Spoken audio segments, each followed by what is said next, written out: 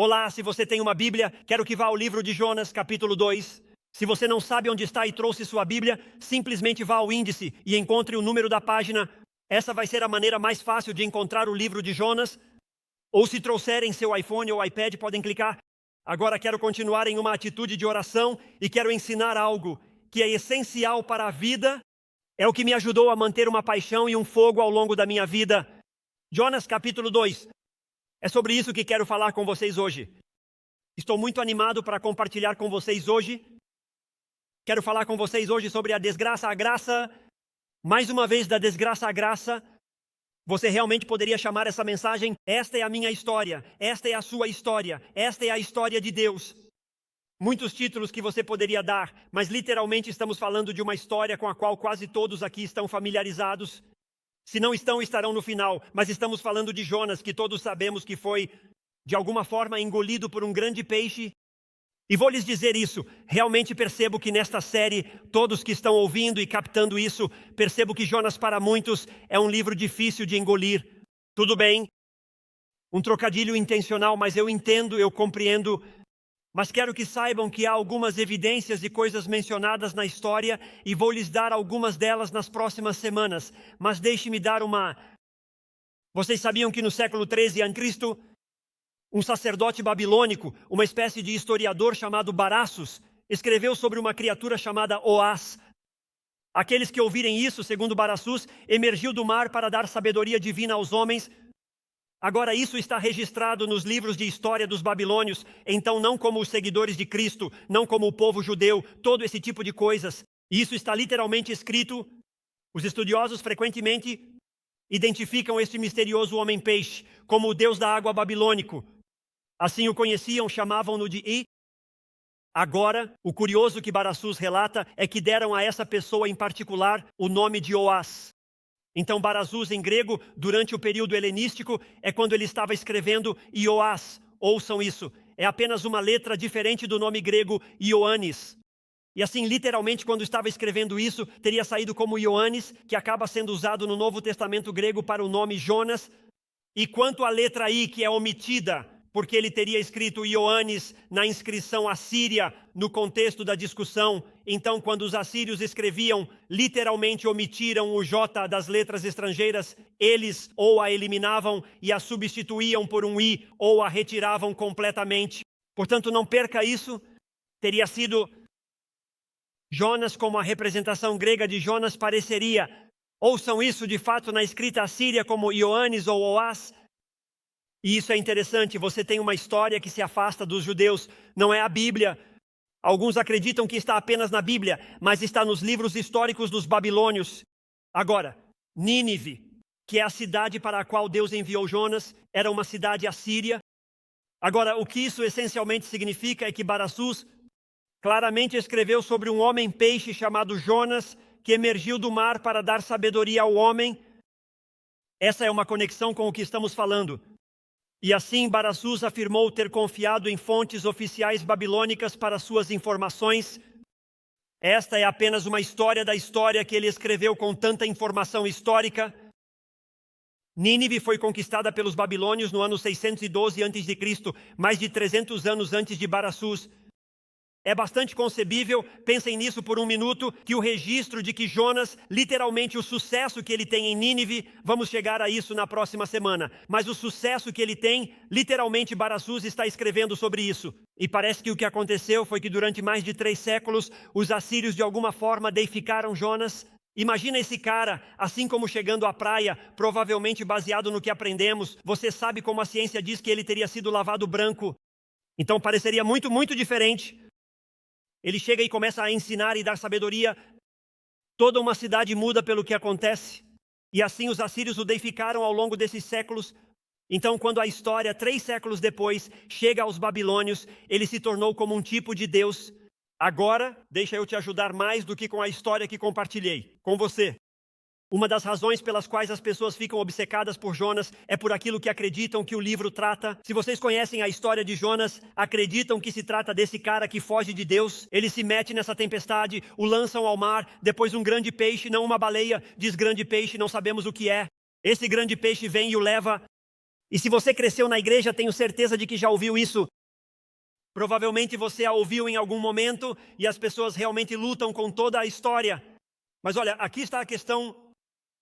O livro de Jonas não trata sobre Jonas. Tendemos a centrar a vida em nós mesmos ou em outra pessoa, mas o livro não trata sobre Jonas, não trata sobre o peixe. Eu disse a vocês na semana passada, o peixe é mencionado 4 vezes, Jonas em seu próprio livro é mencionado apenas 18 vezes. Mas o que você encontra neste livro é que na verdade é sobre Deus. E vamos aprender grandes coisas de Deus esta manhã. Ele é mencionado literalmente 38 vezes. Agora imagina que Jonas, que literalmente leva o título do livro 18 vezes, Deus é mencionado 38 vezes. Então este livro trata da vontade de Deus, seu desejo para nossas vidas, o que Ele queria para a vida de Jonas, como respondemos a isso. Ouça com atenção, mas no final das contas trata de como Deus nos responde, é como nós respondemos a Deus. Mas no final das contas, Jonas trata de como Deus responde a nós. Todo este livro é uma imagem de como Deus trabalha. E assim, neste livro, escute, podemos ver como Deus responde, entenda isso. Todos, concentrem-se nisso porque, de certa forma, Jonas trata de todos nesta sala. Jonas trata de todos online e Jonas trata de todos que algum dia ouvirão esta mensagem, porque em algum momento todos nós fugimos de alguma forma de Deus. Se você não acredita, anote. Isso, escreva Isaías capítulo 53, versículo 6. Em Isaías capítulo 53, versículo 6, a Bíblia diz: todos nós, como ovelhas, nos desviamos, todos nós seguimos nosso próprio caminho. Literalmente na Bíblia, a Bíblia diz que assim como cada um de vocês, cada um de nós, eu quero me juntar à conversa e ajudar vocês a entender onde estou. Cada um de nós seguiu seu próprio caminho, fizemos a nossa parte, nos afastando do plano de Deus.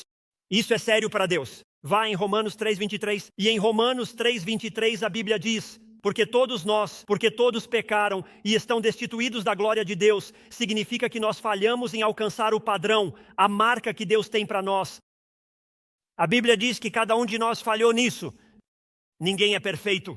Esse é o ponto do cristianismo. A questão do cristianismo é que, na verdade, o mundo pecou contra Deus e o que vamos fazer? E eu só quero dizer a vocês esta manhã, escutem. Talvez vocês estejam fugindo de Deus por causa de uma dor em suas vidas e isso os afetou. E vocês têm estado fugindo de Deus desde então. Pode ser por frustração ou raiva de Deus. Talvez seja um obstáculo. Talvez algo tenha entrado em sua vida alguma vez e você sabe que isso não é o que Deus tem para você, mas você está preso e atolado nisso. Talvez seja um hábito. Talvez seja algo que você sabe que Deus não quer que você faça, mas você continua fazendo. Paulo literalmente disse em Romanos 7, eu sei o que devo fazer e me encontro não fazendo. Eu sei o que não deveria fazer e é isso que me encontro fazendo. E assim podem ser muitas coisas que nos levam até aqui. Você pode estar fugindo de Deus porque Ele quer que você faça algo que você não quer fazer. Acho que se acredita que ao se render a Deus, a pessoa tem que se mudar para a África. Se isso fosse verdade, então, quem sobraria como seguidor de Cristo na América? Mas pensamos, cara, se eu fizer o que Deus quer que eu faça, Ele vai querer algo de mim que eu não quero dar. Ele vai querer que eu renuncie a algo que eu não quero deixar. Então é assim que acontece. Nós começamos a fugir, mas o que aprendemos aqui, e eu realmente quero que vocês vejam por que isso acontece. E eu só quero transmitir nesta série, cada ouvido ouvindo, aqui está a questão. Alguns de vocês estão vivendo a história esta manhã e vão se conectar tanto, ou seja, vai haver um momento em que você vai sentir que Deus está te dizendo, esse é você, esse é você. E eu acho que isso vai acontecer com cada pessoa nesta sala. Acho que para cada pessoa nesta sala é importante que estejam atentos. Vamos chegar a um momento, ouçam, não importa o quanto avancemos nisso, vamos chegar a um momento em que todos na sala vão dizer, esse sou eu, bem ali, esse sou eu, e você precisa ver onde está. Eu só quero transmitir isso, quando você foge de Deus, você está em uma jornada que a Bíblia ensina que só pode terminar em miséria, angústia ou tristeza. Como se eu só preciso que você chegue lá, porque eu quero dizer, Deus é amor, Deus é amor. Mas aqui está a questão, se você não entende a definição de amor, isso pode significar muitas coisas diferentes para cada um. A definição determina, e assim a realidade é como a Bíblia nos diz desde o princípio. Olha, se você foge de Deus, Adão e Eva, o que eles fizeram? Eles se esconderam de Deus, isso está em toda a Bíblia, e ele simplesmente diz que termina em miséria. Homem termina em angústia e tristeza. A Bíblia é honesta com você, mas há uma lição maior. Escute, isso, quando Jonas para de fugir de Deus e começa a correr em direção a Deus, ele corre diretamente para os braços amorosos de um Deus que o está esperando. Embora tenha fugido dele, se há uma verdade que se destaca neste livro, e eu oro para que vocês ouçam isso, é a mensagem daqueles que se dão conta do seu pecado. Todos nós, como ovelhas, nos desviamos, falhamos em alcançar o padrão de Deus e estamos seguindo o nosso próprio caminho. Cara, a mensagem deste livro é para você pensar sobre isso, já que é uma grande declaração. A mensagem deste livro é que quando você se dá conta disso, quando aceita, encontra um Deus disposto a te dar perdão, está disposto a te dar graça pelo que Jesus fez quando tomou a ira, a pena e o castigo por tudo que você fez de errado. Pense no que eu tenho a oportunidade de compartilhar esta manhã. Não me importa há quanto tempo você está fugindo de Deus. Esta manhã você veio aqui, é domingo de caminhões de comida. Não importa há quanto tempo você está fugindo. Não me importa quão longe você tenha chegado. Não me importa quão distante você esteja sentado pensando que está de Deus.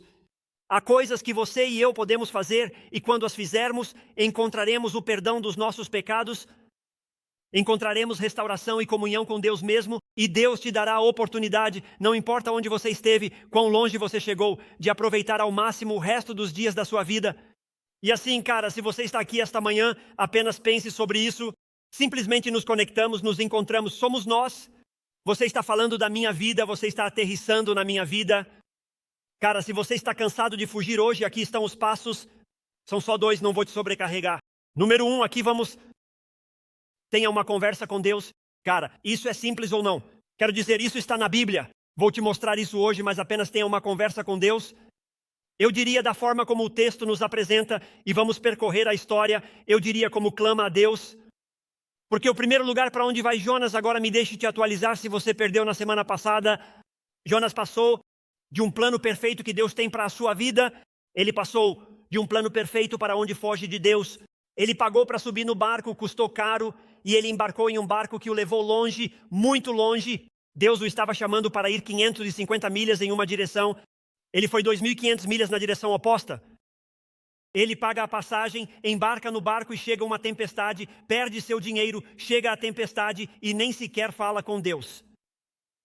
E a Bíblia diz que ele chega e há muito acontecendo, mas a Bíblia mostra que a tempestade cria um problema para os marinheiros que percebem que o problema é Jonas. Jonas diz, me joguem ao mar e o jogam ao mar. A Bíblia ensina a história, ele é engolido por um peixe e tudo isso aconteceu. Ele se afastou o mais longe possível de Deus, ele se dirige na direção mais distante que conhece. E finalmente a Bíblia diz que ele clamou a Deus. Anote isso em Jonas capítulo 1, versículo 3. Isso mostra onde estava sua mente antes da tempestade no barco e do peixe. Diz isso, mas Jonas se levantou para fugir para Tarsis da presença do Senhor. Ele queria se afastar de Deus o máximo que pudesse, então desceu a Jope, encontrou um barco que ia para Tarsis, pagou a passagem e embarcou para ir com eles a Tarsis, longe da presença do Senhor. Agora, antes de criticarmos, porque somos bons nisso na igreja, antes de criticar Jonas, posso dizer isso a todos antes de começarmos a criticar Jonas e achar que somos melhores do que ele? Eu sei que vocês estão pensando isso, eu posso ver, tudo bem. Mas antes de criticá-lo, ouçam, eu tenho uma história pessoal realmente muito parecida com essa. Você também tem uma história muito parecida com essa, mas a história muda. Preste atenção, você chega ao capítulo 2, agora ele está correndo o mais longe que pode de Deus. Em Jonas capítulo 2, versículo 1. Então Jonas orou ao Senhor, seu Deus do ventre de um peixe. Olhem nisso. E disse, na minha angústia clamei ao Senhor e ele me respondeu. Clamei por ajuda, na sua ajuda desde as profundezas do Seol. Ouviste minha voz porque me lançaste ao fundo. Não perca isso. Ao coração do mar, todas as tuas ondas e tuas correntes passaram sobre mim. E eu disse, fui expulso da tua vista. Voltarei a olhar para o teu santo templo. Jonas passa de fugir de Deus a correr em direção a Deus. E essa simples mudança de direção, espero que você entenda isso esta manhã, mudou tudo e pode mudar tudo sobre a sua vida e sobre a eternidade. Até este ponto é interessante. Se você voltar e ler o capítulo 1, Deus tem falado a Jonas, mas Jonas havia parado de ouvir e de falar com Deus. Mas agora, estando no ventre do peixe, que é o mais baixo que você pode chegar, este não seria um bom lugar para estar. Jonas não tinha para onde ir. E finalmente decide olhar para cima, falar e ouvir. E note o que diz Jonas capítulo 2, versículo 4. Olha isso, olharei para o templo Isso significava direcionar seus olhos e olhar para o lugar onde você sabia que poderia encontrar Deus. Era o templo. Lembre-se, este livro fala sobre Deus. Deus nos ama. Não perca isso. Escute, é aqui que falhamos ao estudar a Bíblia. Deus quer que aprendamos sobre Ele. Agora, há lições que podemos aprender com Jonas, mas o propósito deste livro é que você e eu aprendamos a lição sobre Deus. E aqui está a lição: quando você não pode recorrer a mais ninguém, você pode recorrer a Deus. Quando você sente que não há ninguém por perto e que ninguém se importa com você, Deus está atento, está disponível e é capaz. E quando a porta de todos os outros estiver fechada para você, a porta de Deus estará aberta. Estou muito agradecido. Quero que você ouça isso. Cresci em um lar onde meus pais me ensinaram essa verdade. Sei que muitos de vocês não tiveram essa experiência. Escute-me. Meus pais deixaram muito claro meus pecados e as más direções que eu estava tomando na minha vida. Mas sou grato que meus pais, e eu acho que muitas vezes não fazemos isso na igreja, acho que a maioria das igrejas em nosso país fazem um trabalho muito pobre nisso. Uma coisa que meus pais me ensinaram, mesmo quando eu estava correndo sem parar, prejudicando minha vida, meus pais sempre diziam: filho, há um caminho de volta para casa e servimos a um Deus que não importa quão longe você vá, quão distante você se sinta, quão desconfortável você se sinta, ou pense que ao entrar em um lugar como este, o teto pode desabar. E Deus diz: mas você pode voltar para mim. É uma lição. Cara, eu costumava ter tanta vergonha da minha história. Agora eu conto minha história onde quer que eu vá. E quero que saibam que minha esposa ficou grávida aos 16 anos. Estávamos fora da vontade divina, seguindo meu próprio caminho e minha própria direção. Ela ficou grávida, não sabia o que mais fazer. Casamos, em 1 ano fomos para o divórcio. Quero dizer, tudo o que você pode fazer para arruinar seu futuro e sua vida, estou nessa jornada porque há muito mais do que apenas o que estou compartilhando. Não vou esquecer, quando nos casamos não tínhamos lugar onde viver. Ela é muito mais inteligente hoje do que era naquela época, não é? Escutem, não tínhamos onde viver, literalmente nos casamos. Fomos jantar no Applebee's depois do casamento com a minha família. Depois disso, ela ia voltar para a casa dela e eu para a minha. Isso soa como a direção certa para a minha vida. Alguns de vocês que nos visitam estão pensando: o que estou fazendo aqui ouvindo este homem? E eles pensam: olha o que ele fez, ele arruinou a vida dele e eu nunca vou esquecer isso. Meus pais disseram: vamos deixar que vocês morem conosco, mas aqui está o trato. Você dará 10% de sua renda para uma igreja e irá todos os domingos. Ainda é o aluguel mais barato que já tive e assim eles tomaram essa decisão. Como quer que passássemos por lutas e dificuldades, mas todo domingo estávamos sob o ensino do amor, da graça, da misericórdia. Vários dos meus amigos começaram a ter fé em Cristo naquela igreja. Eu vi a mudança neles. Foi a primeira igreja onde vi uma mudança de vida. Eles não apenas cantavam músicas e falavam e te contavam sobre Jesus e depois saíam e viviam como queriam. Cara, eu realmente estava vendo mudanças que me impactaram e compartilhei isso muitas vezes. Mas finalmente, no dia 27 de novembro de 1994, quero dizer isso a todos, foi um daqueles momentos em que minha vida estava tão embaixo e eu estava tão destruído que percebi qual era a data. Mas eu disse a Deus: Deus, eu arruinei minha vida e se há algo que você possa fazer com os dias que me restam, eles são completamente seus. Olha, eu só quero te dizer esta manhã, se você está em um ponto em que não sabe aonde ir, cara, eu te digo, procure a Deus. Quando você olhar para cima, Deus está lá. Escute o versículo 3. Olha, ele diz para você, não perca isso, para você. Agora, de quem ele fala? Deus. No fundo me lançaste ao coração dos mares, as correntes me envolviam. Pense no quão ruim isso é. Eu fui lançado ao mar, a correnteza está me arrastando e potencialmente me afogando. E ele diz isso: todas as tuas, não perca isso. Ele está falando de Deus. Todas as tuas ondas e mares passaram sobre mim. Não foram os marinheiros que lançaram Jonas ao mar, foi Deus. Não foi o peixe que passou nadando no momento certo quando Jonas caiu na água. Foi Deus. Não foi apenas uma tempestade que surgiu. Eles entraram em uma tempestade. Não. A Bíblia diz que Deus enviou essa tempestade. Quero que você se lembre de algo, porque este livro trata de te ensinar lições sobre Deus. Às vezes, muitas vezes, aqueles momentos difíceis pelos quais você passa podem ser problemas financeiros ou de relacionamentos. Não são sinais de que Deus está ausente. Na vida, quando chega o desafio, a dificuldade, a luta e o conflito, não é que Deus esteja ausente. Essas coisas mostram que Deus está presente e quando você foge de Deus, Deus permitirá desafios na sua vida, mas não é para se vingar de você, é para te trazer de volta. Olha, cara, eu acho que uma das coisas mais incríveis, seu pastor ama ensinar isso. O incrível é que Deus ainda nos persegue, mesmo quando estamos fugindo dele. Deus diz, quero que você vá 550 milhas nesta direção. Jonas diz, eu vou 2.500 milhas na direção oposta porque não quero o que você tem para a minha vida. Todo o tempo que você está fugindo e tentando escapar do plano perfeito de Deus para a sua vida, Deus está lançando tempestades. Deus lança dificuldades e desafios, porque Deus quer que você saiba que é o único lugar, escute-me, o único lugar para onde você irá nesta vida em particular. Você sabe o que eu encontrei nas temporadas desafiadoras da vida? Escutem bem, é uma declaração simples, você sabe, mas lembre-se disso. O que eu encontrei nos maiores desafios da minha vida, os momentos mais difíceis e desafiadores, e ao olhar para trás, foi difícil passar por isso. Vou te contar o que aprendi. Lições para viver. Lições para viver.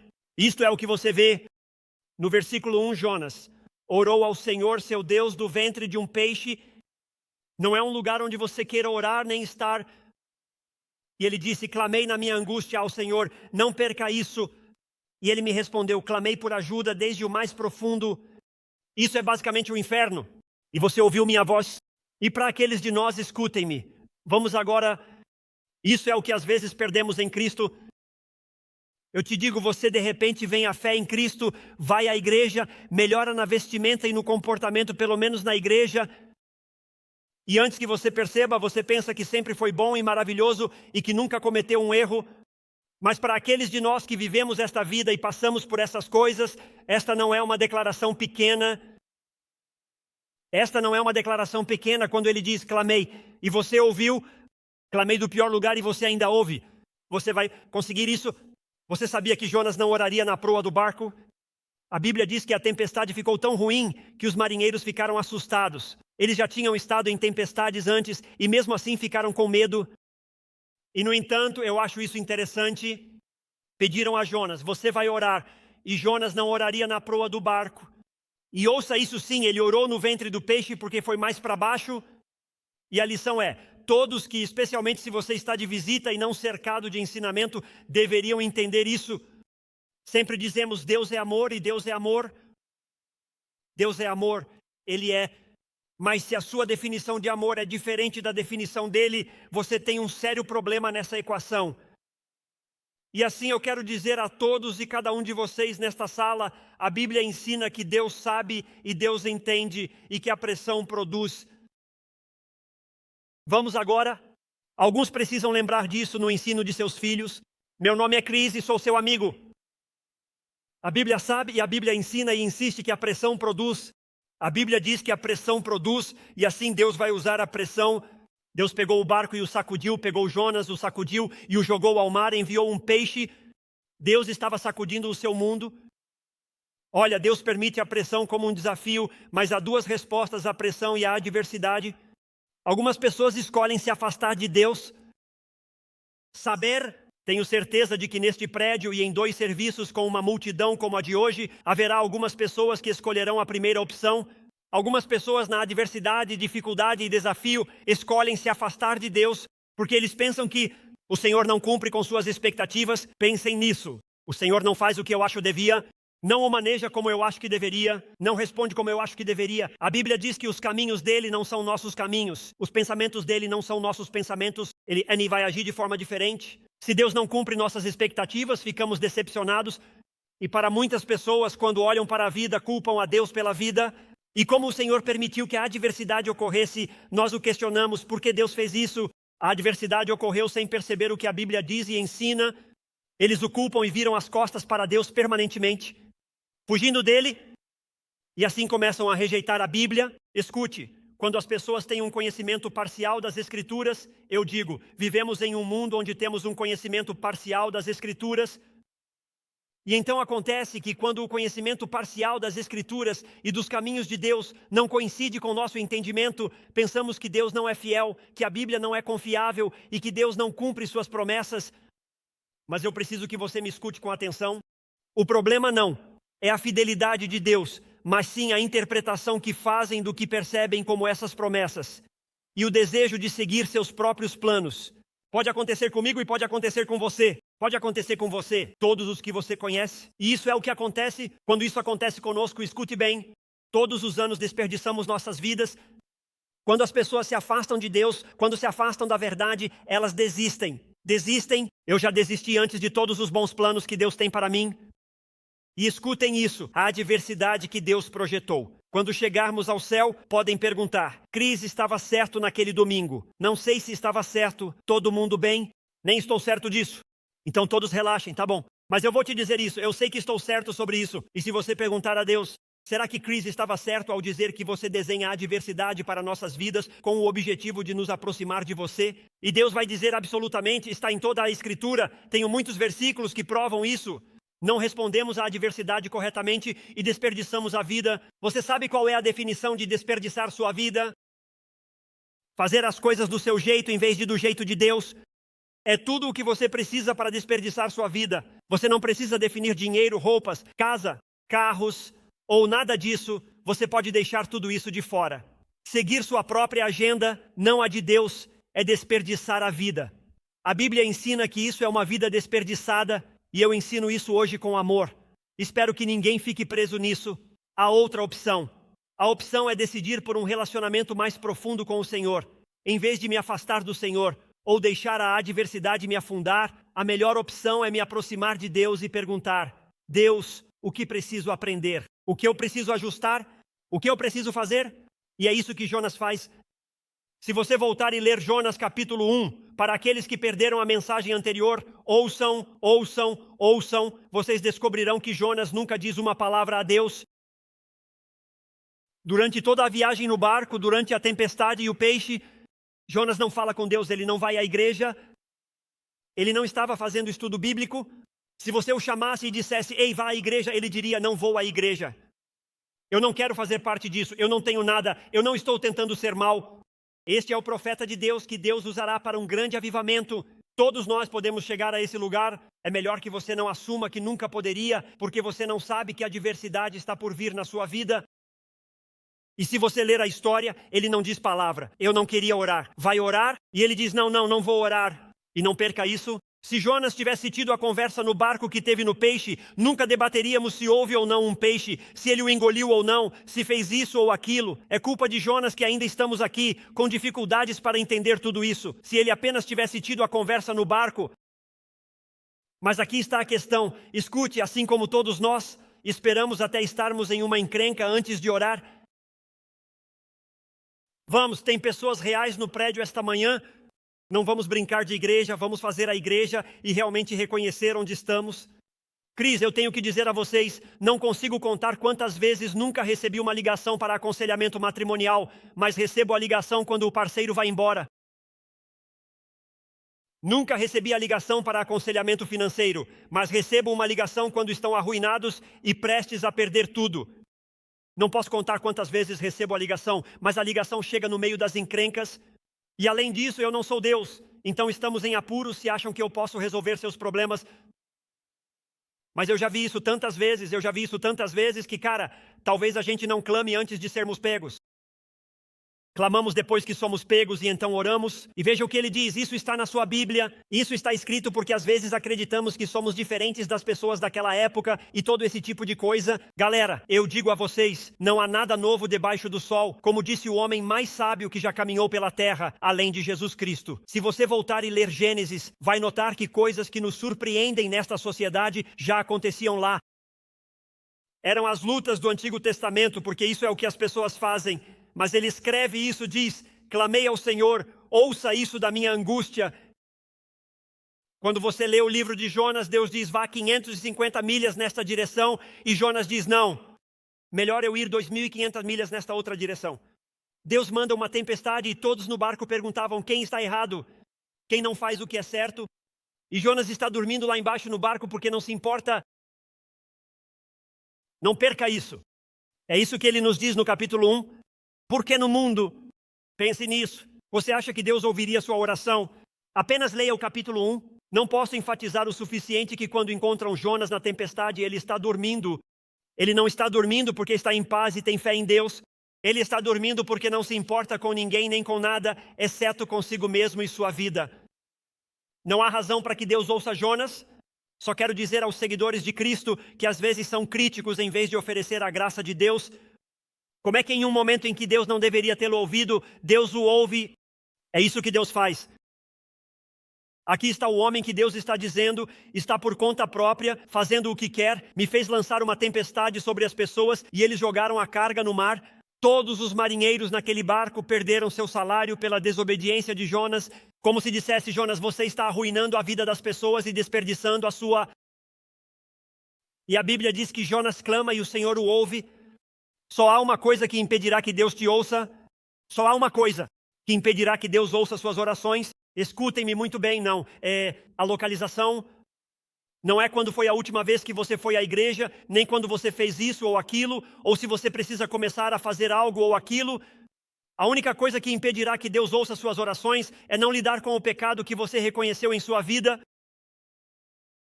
É aí que está Jonas e aqui está a mensagem da Bíblia. Quando você estiver pronto para se abrir e Deus te limpará quando você confessar a angústia da sua desordem. A angústia de Jonas era a sua desordem e a única coisa que ele podia fazer era confessar. Vamos, isso foi bem legal. Não sei a quem dar crédito por ter feito essa declaração, mas foi bem legal. Deus te limpará quando você estiver pronto. Não perca isso, Jonas 2:2. É uma declaração poderosa. O inimigo tenta fazer você duvidar, dizendo: Deus não vai te ouvir, Ele não quer nada com você. Você foi longe demais, você duvida muito. Quero dizer, Ele te dirá razões pelas quais Deus não agirá, não te ouvirá ou não responderá.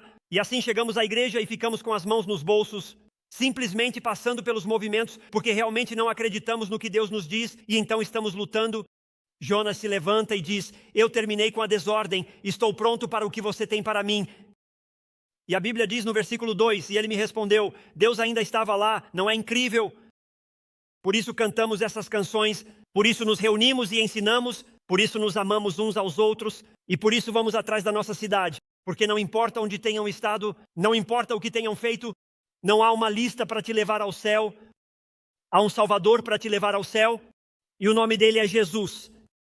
Ele pagou toda a dívida para que você saísse da culpa, entrasse em relacionamentos e ele usasse sua vida para a sua glória. Eu te disse que estava um pouco emocionado por pregar isso.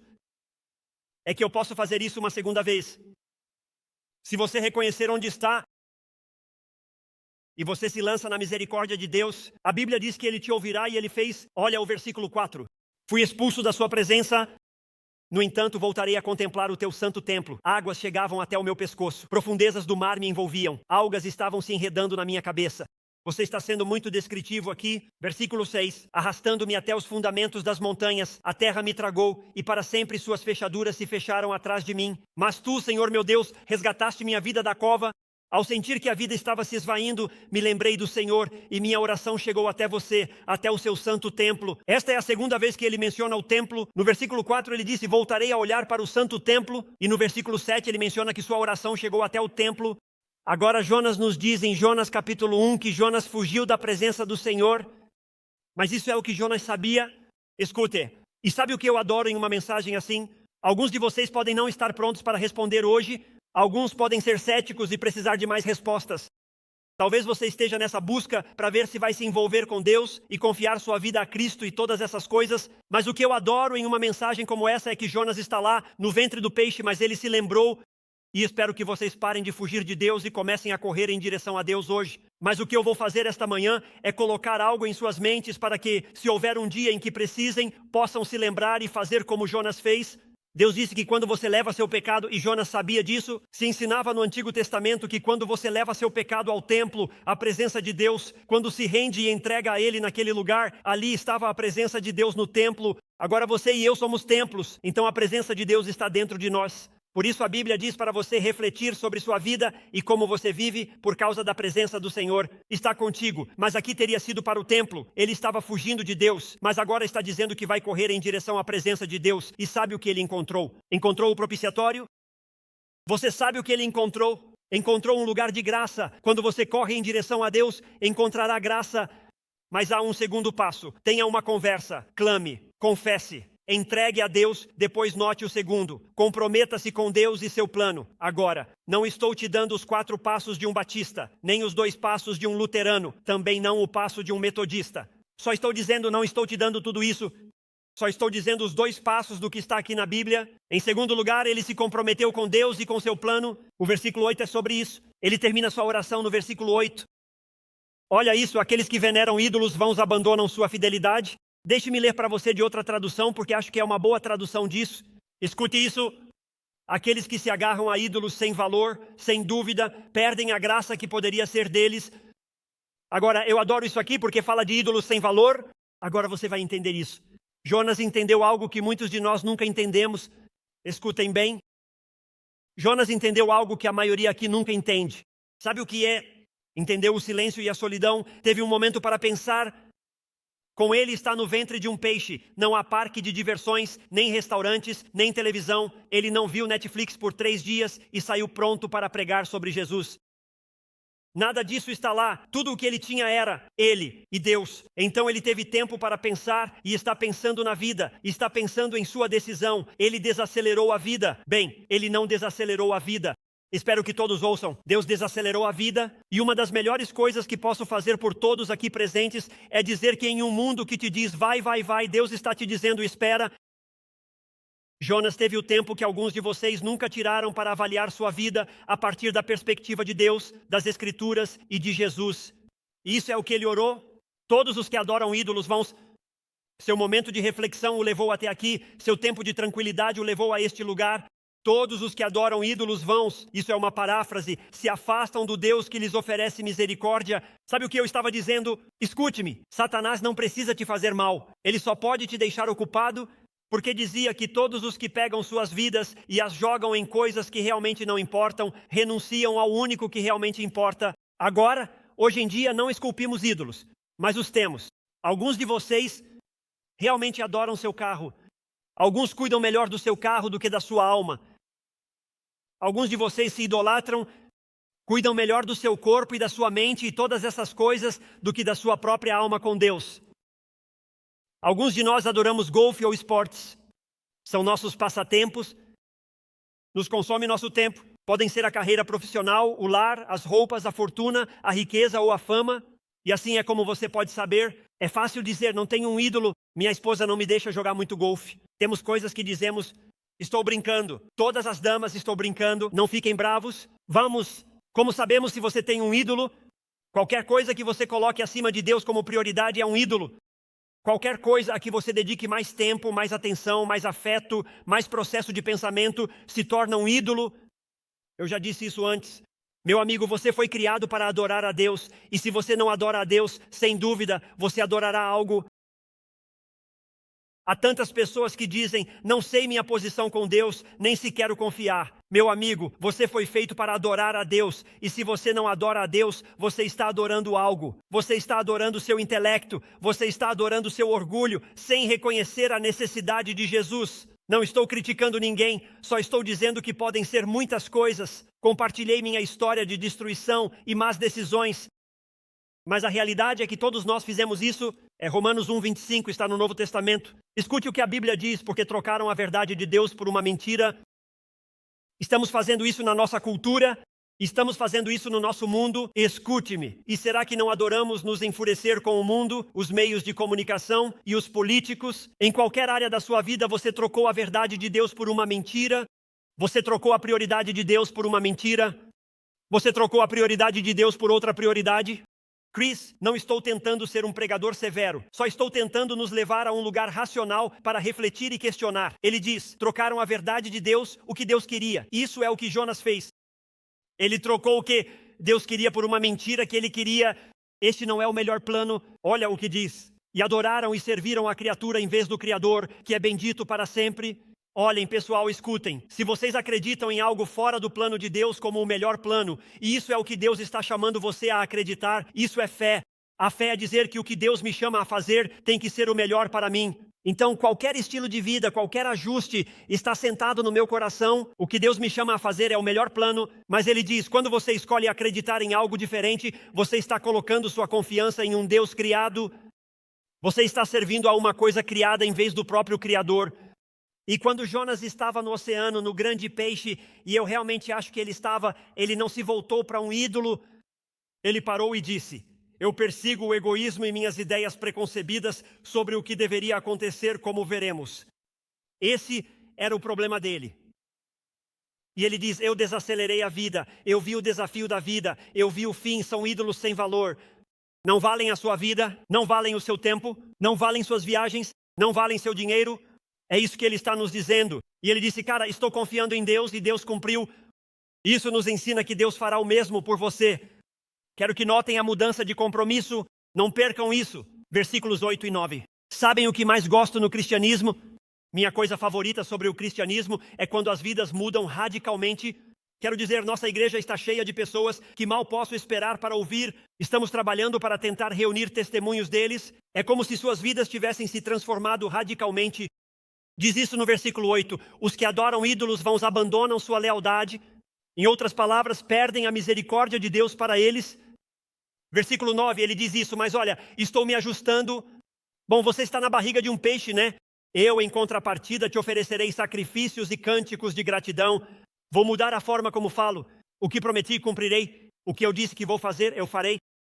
E então notem que espero que vocês não saiam sem entender isso, porque alguns de vocês, honestamente, sei que algumas pessoas estão frustradas com Deus, algumas pessoas que talvez estejam até bravas com Deus, e algumas pessoas que até estão flertando com a ideia de abandonar Deus, porque a expectativa de como seria sua vida seguindo a Deus não é a realidade que você está vivendo. Mas aqui está a questão. Ele vê o que você não pode ver, ele sabe o que você não pode saber, e então a realidade é que há um panorama mais amplo aqui, e eu quero que você note aonde Jonas chega. Agora você tem que ir aqui, você tem que dizer, tudo bem, o barco está balançando, marinheiros que estão me ameaçando porque perceberam que sou o problema, literalmente fui jogado por cima da borda. Você ouviu a descrição dele, algas emaranhadas ao redor da minha cabeça, tanta água caindo sobre mim, estou prestes a morrer. Quero dizer, esta é a sua escritura descritiva. Observe o que ele escreve no final do versículo 9. A salvação é do Senhor. Cara, Jonas foi movido da desgraça para a graça. Jonas era o profeta de Deus que Deus usaria para mudar uma cidade. Ele se move da desgraça para a graça. E eu quero dizer a vocês que nos meus 50 anos de vida, descobri que só há uma maneira de passar da desgraça para a graça, e é a graça oferecida por Jesus Cristo. Jonas mudou. Eu amo isso. Por isso me custa entender as pessoas que não cantam e adoram a Deus, que são seguidores de Cristo, porque escutam o que Jonas faz. Jonas, ele transformou o ventre deste peixe em um concerto de louvor a Deus. Isso é realmente incrível, gente. Quero dizer para vocês aqui que assistem Netflix ou têm o Amazon Prime, mas as melhores histórias estão aqui neste livro, deveriam lê-las. Quero dizer, este homem passa de dizer, não vou para onde você quer que eu vá, não vou falar com você, vou viajar 2.500 milhas na direção oposta de quem é Deus e do que Deus quer fazer na minha vida e através dela. E agora ele está no ventre de um peixe lidando com o ácido danificando seu corpo. Ele escreveu como quase se afogou. Algas estão enroladas ao redor da sua cabeça. Tudo que esse homem disse, nem chegamos ao vômito. Posso dizer isso a todos, nem chegamos lá ainda. Ainda não estamos nesse momento. Este homem com essas lutas está dizendo, cara, esta é a minha história. Esta é a minha canção, louvando meu Salvador no ventre de um peixe o dia todo. Isso é algo incrível. Demos uma salva de louvor a Deus. Eu digo a vocês, se vocês não ouvirem, só para os visitantes, um dia vamos parar de aplaudir como se fosse um torneio de golfe. Só para que saibam, não estou tão distraído quanto um jogador de golfe, né? Quero que cada ouvido esteja atento ao que vou dizer, porque eu realmente falo sério do fundo da minha alma. E é por isso que fico tão frustrado com as igrejas, e porque fico tão frustrado, e fico frustrado com os cristãos que julgam. Quero dizer a vocês por quê? Porque estão mudando a mensagem do Evangelho. Isso é importante. Não podemos mudar a mensagem do Evangelho porque não era a nossa história para reescrever. Era a história dele que ele escreveu. Uma das minhas coisas favoritas sobre o cristianismo, e precisamos ajudar as pessoas que estão lutando a saber disso. Eu digo a vocês, ao olhar para trás na minha vida, minha coisa favorita sobre o cristianismo é que o seu pior dia pode se tornar o seu melhor dia. Sabe, os dias 24, 25, 26 e 27 de novembro de 1994 foram sem dúvida alguns dos dias mais pesados da minha vida. Eu digo a vocês, eu sentia que tinha destruído e arruinado minha vida. Eu achava que não tinha futuro, eu tinha me afastado demais de Deus. Eu estava perdendo meu casamento e tudo começou mal. E eu quero dizer, eu sentia que tinha destruído cada coisa da minha vida. Me parece tão louco. Espero que realmente captem isso. Quase todas as semanas. Bom, as pessoas que vêm toda semana dirão, sim, estou cansado de ouvir isso, pastor. Toda semana eu menciono o 27 de novembro de 1994. Foi o dia mais pesado da minha vida. Alguns de vocês que estão lutando e buscando, me escutem. Quando eu me levantei naquela manhã, foi o dia mais pesado da minha vida. Todos esses anos depois é o dia emblemático. É o dia emblemático. Finalmente eu disse, confio em você. Eu me volto para você. Ele colocou uma canção na minha vida. Por isso ainda estou empolgado depois de todos esses anos. A graça de Deus. Agora, por que Jonas está agradecido? Escutem com atenção, não percam isso. Não é porque Deus o tenha libertado do peixe, porque ele está no peixe dando show. Não é porque Deus lhe garantiu que o libertaria do peixe, porque não vemos isso na história. Ele estava agradecido por um motivo. Escutem com atenção. Ele estava novamente na boa graça de Deus e não há lugar mais seguro, mais voltado para a paz e a alegria, onde você possa estar em toda a sua vida. E eu quero que vocês escutem isso. Sabe, nós paramos e pensamos nessa história maluca. Eu tenho que te dizer, eu adoro isso. Eu não estou intimidado. Alguns de vocês talvez pensem, não posso acreditar que ele acredite nessa história. Supõe-se que ele seja um homem educado, etc. Eu adoro que essa história esteja aí porque nos mostra algo, nos mostra as profundezas que Deus irá para trazer alguém de volta a ele. Isso é o que nos mostra. Porque tudo o que Deus sempre quis para Jonas, na verdade, depois do barco, da tempestade, do peixe e do vômito, isso está no texto. Eu não estou tentando inventar isso. A realidade é, pessoal, em tudo isso, tudo o que Deus sempre quis, alguns de vocês precisavam ouvir isso esta manhã, a tempestade da sua vida, a adversidade que enfrentaram, os desafios que enfrentaram, a única coisa que Deus sempre quis, a única coisa que Deus sempre quis para mim, foi o seu melhor plano para mim. E isso é o que Deus quer para você, porque você não sabe como isso poderia afetar o mundo. Se você não acha que Deus é incrível, eu acabei de compartilhar as lutas da minha vida e agora estou te dizendo como viver a sua... Só Deus pode fazer essas coisas, então me escutem com atenção. Deus o perseguiu, escutem bem. Você deveria escrever isso só para lembrar na vida. Deus o perseguiu até que ele mudasse. Se você está lutando no seu casamento, Deus o perseguiu até a mudança. Se você está lutando em sua casa, Deus o perseguiu até a mudança. Se você está lutando com suas finanças, Deus o perseguiu até a mudança. Se você luta com sua atitude, Deus o perseguiu até a mudança. Se você está lutando com sua perspectiva, adorando ídolos sem valor, se entregando a coisas que não importarão a longo prazo, adicionando estresse à sua vida, peso à sua vida, miséria à sua casa, miséria ao seu casamento, tudo o que fazemos pelo sonho americano, eu te digo, Deus o perseguiu até que mudasse. E a cada dia que você foge de Deus, escutem bem, de acordo com o que aprendemos sobre Jonas, cada dia que você foge de Deus é um dia desperdiçado. Homem, se você está aqui esta manhã e Deus te tocou de alguma forma, se Deus colocou o dedo em uma área da sua vida, talvez eu nem tenha mencionado, mas Deus trouxe isso à sua mente. Cada dia que você foge de Deus é um dia desperdiçado, e cada lugar que você foge de Deus é uma oportunidade desperdiçada. Deus estava dando a Jonas uma oportunidade. E não perca esta lição. Eu adoro isso. Vamos encerrar com isto. Você sabe o que é a graça de Deus?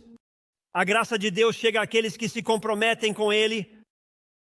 Foi isso que Jonas fez. Jonas disse, Deus, eu terminei. Eu estive correndo 2.500 milhas na direção oposta, mas agora eu me viro e corro em direção a você. E este voto que fiz eu vou cumprir. Me levantarei fazer isso. Me comprometo contigo. Alguém diga amém. Quero que entendam isso. Alguns de vocês já viram, outros não, mas eu quero que vejam. Pensem na história e em tudo que eu disse. Agora pulem para o Novo Testamento, Romanos capítulo 10, versículos 9 e 10. Olha o que a Bíblia nos diz sobre parar de fugir de Deus e correr em direção a Ele. Olha o que diz. Se você confessar com a sua boca, clame ao Senhor na minha angústia. Se você confessar com a sua boca que Jesus é o Senhor e crer, a palavra crer neste trecho não é apenas intelectual, não é apenas dizer eu acredito que há um Deus. Significa confiar em, significa depender de... Significa colocar tudo o que você é em jogo, que a única maneira de chegar ao céu não é trabalhando, nem sendo bom, nem indo à igreja. Está dizendo, eu tenho uma oportunidade de conhecer a Deus, eu tenho uma oportunidade de ser perdoado, eu tenho uma oportunidade para a vida que Deus me oferece, eu tenho uma oportunidade para a eternidade, e cada parte disso está ligada a Jesus Cristo e ao que Ele fez por mim na cruz. É isso que está dizendo. E você crê em seu coração que Deus o ressuscitou dentre os mortos? Adivinhem o que? Olhem o que Jonas disse. Deus é a minha salvação, você será salvo. Olha, isso, escutem bem. Porque com o coração se crê, em outras palavras, tudo o que ele é, diz, eu colocarei em Jesus, estou confiando em Jesus. E assim, do coração, do desejo, entra na alma, do meu interior, ele está dizendo, eu aposto tudo em Jesus. Qual é o resultado? Justiça, que significa estar bem com Deus. E com a boca confessa, olha isso resultando na salvação. Deixa eu te dizer algo interessante. Anote e entenda isso. Observe Mateus 12. Mateus capítulo 12. Jesus se refere à história de Jonas. Jesus diz, porque assim como Jonas esteve no ventre do peixe 3 dias e 3 noites, assim estará o Filho do Homem no coração da terra 3 dias e 3 noites. É a história de Deus. Você sabe o que você tem aqui esta manhã? É a história de Deus. Ele diz que quando você clama a Deus, quando você confessa a sua necessidade dele, quando diz Deus, minha esperança é você e coloca a sua vida em suas mãos, o que acontece é que Deus traz uma transformação total. O que Deus fez por Jonas, em Jonas capítulo 2, está garantido que Deus pode fazer por você. Você não ama isso? Eu sou o único que fica animado com essas coisas. Eu adoro que a história de Jonas seja isso, mas a história de Jonas é a minha história. E eu posso pegar isso e pular para o Novo Testamento agora que tenho o contexto. Posso ver o que Deus fez por Jonas. E assim eu posso estar aqui esta manhã, é um privilégio e uma oportunidade incrível. O que Deus fez por Jonas, Ele pode fazer por você. E eu adoro isso sobre as boas novas de Jesus Cristo. E eu diria isso, devemos voltar nossos corações, nossas casas. Para nós que somos seguidores de Cristo, devemos transformar nossos corações, lares e igrejas em lugares de agradecimento pela generosidade que Deus tem tido conosco, todos nós, pecadores, em fuga, amém.